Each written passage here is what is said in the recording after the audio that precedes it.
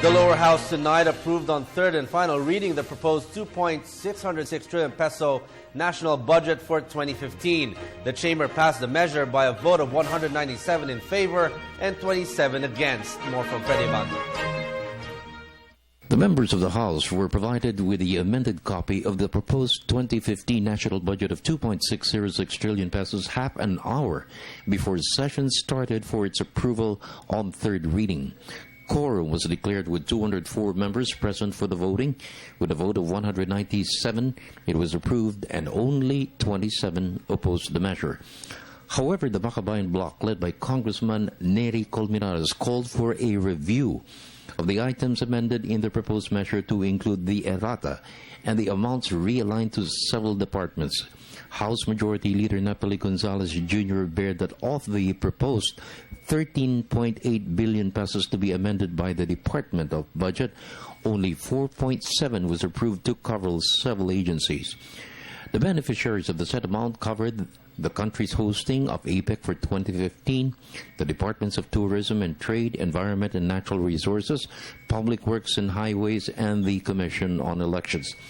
The funds were sourced from the pension and gratuity funds. The question, Mr. Speaker, is cannot the majority enlighten us as to the errata approved by the small committee, especially since very important, Mr. Speaker. Information lang naman ito, Mr. Speaker. For example, saan po nanggaling yung mga pondo, saan kinuha yung mga pondo na inad doon o dinagdag doon sa 4.7 billion sa various agencies mentioned a while ago, Mr. Speaker.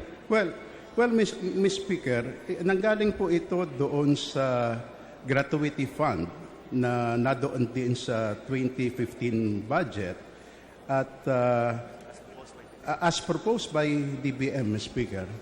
Kaya ho, hindi ang mahalaga naman ho rito lahat ho ng whether we call it errata or whatever, what is important, Ms. Speaker, is because there is a question if it is allowed by our rules. Of course it is.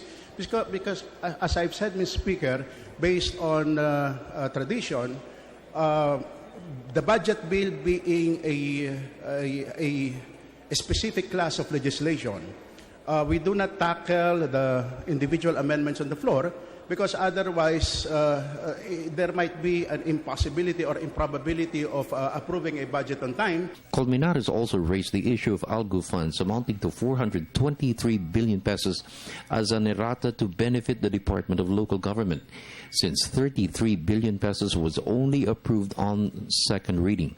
Gonzalez explained that the amount contested by Colmenares included 380 billion pesos of the internal revenue allotment for local governments, lumped with the support for local government units. Gonzalez says there is nothing irregular for Colmenares to claim it has violated the rules of the House to realign items in the budget. The 33